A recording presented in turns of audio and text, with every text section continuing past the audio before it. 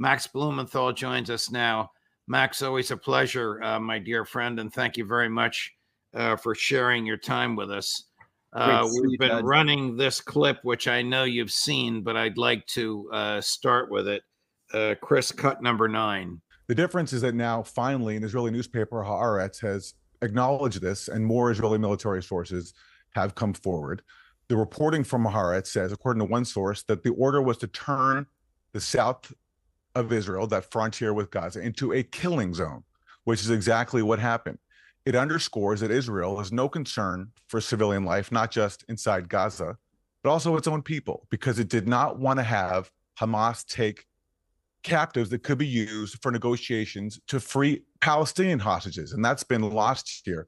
There are thousands of Palestinian hostages in Israeli dungeons.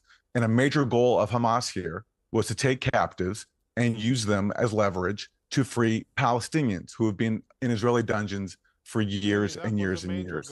And excuse me, I didn't interrupt you. I did not interrupt you. I did not interrupt you, despite your many falsehoods. No, but what you're saying is disgusting. Excuse me. I didn't interrupt you. Hamas's murder. And you're whitewashing mass murder, which is the whole point of suppressing the truth about October 7th. Now, he is our friend, and we know how thorough his reporting is, and your reporting. The two of you were mocked back in October when you reported this, and now Haaretz has reported it, and the Netanyahu government hasn't even disputed the Haaretz report. But whitewashing mass murder is the phrase that went viral. Well, that was Jonathan Conricus who kept interrupting Aaron, and he's not just some pro-Israel pundit. This is someone who's directly involved in the Gaza genocide, who not only according to me, I mean, I exposed him initially, but according to CNN, which got the tip off from me, planted weapons inside Al-Shifa hospital to portray it as a terror base to justify the Israeli army's raid on that hospital and the destruction and demolition of virtually every other hospital in the Gaza Strip. So this is a war criminal who's interrupting Aaron.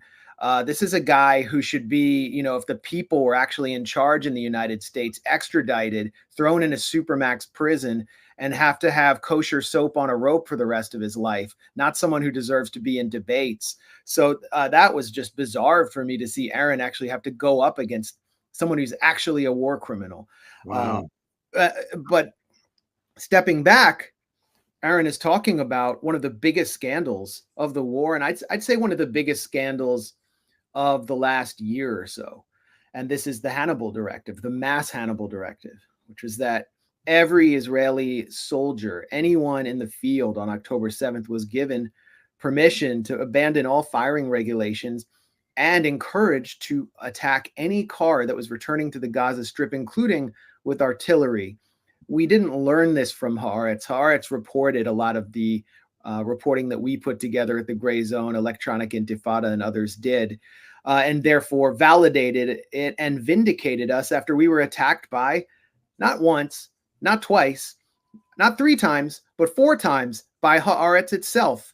But they're not going to retract those articles. There's going to be no accountability for those who called me a master manipulator, a propagandist, and so on, for actually reporting this when it was early on and therefore inconvenient because Israel is still trying to inflate the death toll and create the case for genocide.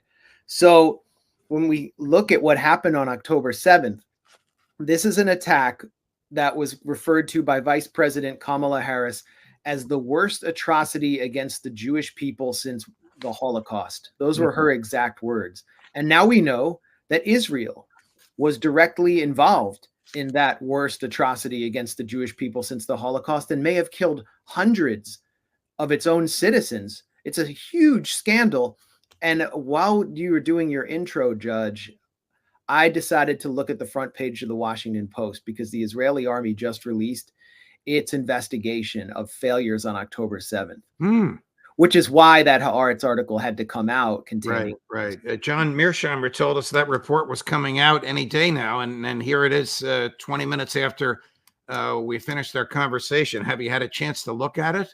Yeah, so I was skimming through the article, and I was wondering when they would mention the Hannibal Directive in the Washington Post.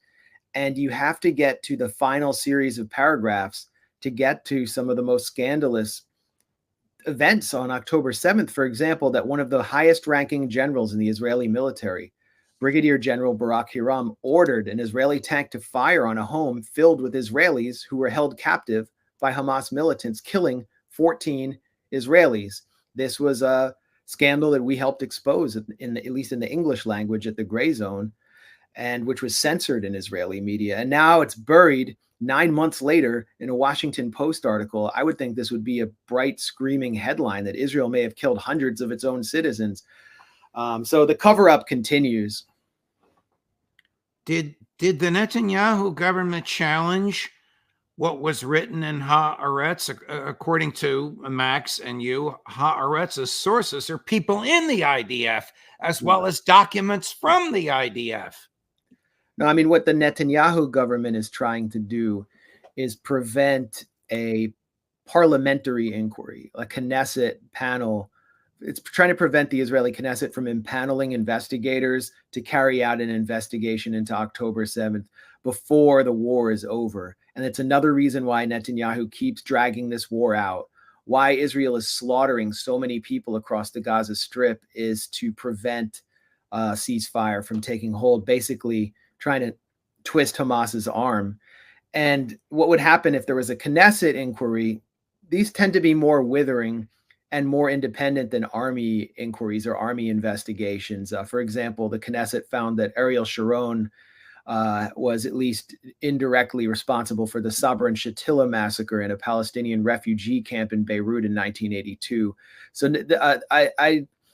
I don't think Netanyahu's issued any denial about the Hannibal Directive, but these were orders that came from the military and not Israel's quasi-civilian leadership. So it isn't something Netanyahu's necessarily worried about. And I also think most Israelis aren't really aware of the full extent of the scandal because their media hasn't really touched it.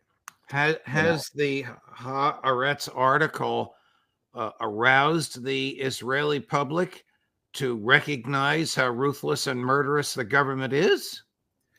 I don't know about that. There was a previous article by Yediot Aharonot, which is an even bigger paper than Haaretz. Haaretz caters more to the kind of like liberal upper class in Tel Aviv and Jerusalem. Yediot Aharonot is more mainstream, and they found months ago that over 70 cars were attacked by Israeli Apache helicopters. These are cars containing Israeli captives. And what we have seen is some of the family members of those being held captive in Gaza actually accuse on Israeli media the Israeli government of carrying out the Hannibal Directive now against their family members. Because what we need to understand from this is this wasn't limited to October 7th. The Israeli military and government does not want Hamas to hold Israeli captives because it gives them leverage. It gives them power over a much more powerful military. And so if they can eliminate those captives now while they're being held in Gaza, then all the better, because it denies Hamas leverage. So the family members have openly, directly accused the Israeli military of targeting their family members. This is as this whole, phony spectacle of every Israeli prominent official wearing a yellow ribbon. You saw Jonathan Conricus debating Aaron Mate. He's wearing a yellow ribbon for the hostages. These people don't care about the hostages. If they did, they would have negotiated a ceasefire months and months and months ago. Here's how frivolous the American State Department treats this. You probably know both of the people in this clip, cut number 14. I wanted to ask you first if you read or heard about the Haaretz report on Israel employing the Hannibal Directive on October 7th. So I did see that report that moved over the weekend, and that's the limit of my knowledge of seeing that report from Haaretz. Does that make you change your position or your perspective on what really happened that day, that the Israelis may be responsible for killing a majority of the people that died on that day? Boy, it certainly does not, Saeed. Doesn't. I don't think Okay. there's any I just question. wanna- I don't think there's any question that All right. that it was Hamas. Just let me finish. I don't think it's any question it's Hamas that is responsible for the overwhelming number of deaths Right. on Okay. October 7th. Spokesperson for the foreign policy arm of the United States government. Well, it's fascinating to watch, and you may have played this clip like 2 weeks ago, Judge, but it's fascinating to watch Matthew Miller go from denying that he even knew the Hannibal Directive existed and brushing it off as some kind of wild conspiracy theory to now having to deny that the Hannibal Directive was responsible for the majority of civilian deaths on October 7th. So he now knows it's real.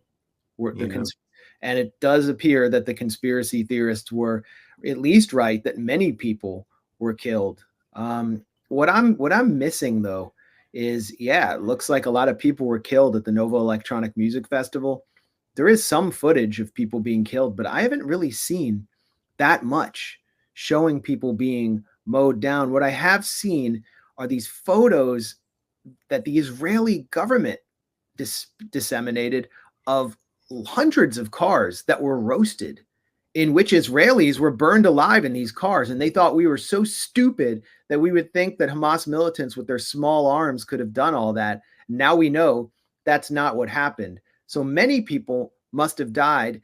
And if you shared that photo up until recently on Twitter, you would immediately be hit with a community standards note declaring that Hamas was responsible for heinous atrocities on October 7th. So again, we're witnessing an official cover-up of one of the most decisive events in recent history. Yes. Switching gears a little bit, the report from the Lancet explaining how 186,000 people, not 37,000, 186,000 people are dead or will have been killed in Gaza. Professor Mearsheimer says the true number is closer to 250,000.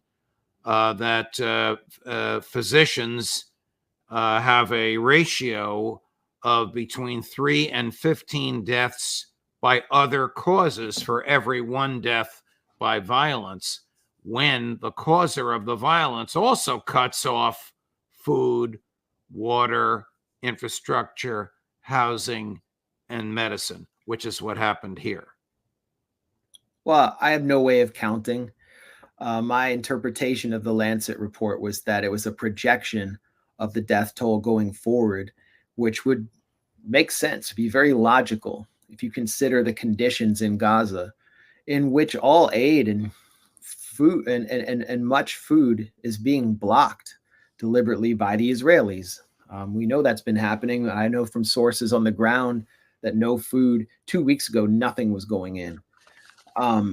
So when we're thinking about death in Gaza, we're not just thinking about deaths by artillery and missile fire, airstrikes, although that has caused an enormous amount of death. We're also thinking about excess deaths by disease, deaths of people over 70 who may have lived for another 5, 10, even 15 or 20 years, but who just simply die from exhaustion. Right now, Israel keeps forcibly evacuating people from Gaza City, telling them to march south. It's evacuated people from Han Yunis. It's very hot there. There's not a lot of potable water. Disease is everywhere, especially in the tents. People are getting skin infections because they can't wash. And so if you're an older person, I mean, just think about how hard it is already to do a move, to pick up all your belongings and move in the summer. And imagine that you have nothing and you're in a war, surrounded by hundreds and hundreds of people, many of whom already carry contagious diseases. The death toll is going to be inevitably enormous. And there are so many people under the rubble, including people I know, who haven't been who haven't had their bodies extracted yet. So we just don't know about the full extent of savagery during Israel's Holocaust in Gaza, but we can be sure that Lancet is not wildly overestimating.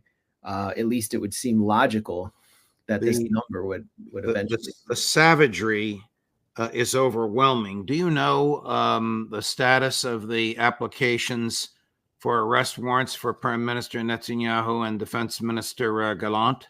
Nobody does. I keep asking what's going on with that. The application was filed, but the ICC hasn't issued any ruling on it.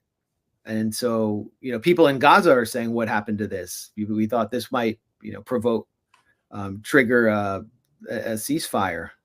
Who knows? All I know is George Clooney, who is the husband of the researcher Amal Clooney, who presided over that application to the ICC or gathered research for the ICC prosecutor, Karim Khan, to indict Netanyahu and Gallant. All I know is that Clooney is caught up in a partisan buffoonery, issuing letters calling for Joe Biden to step down on behalf of the Hollywood elite.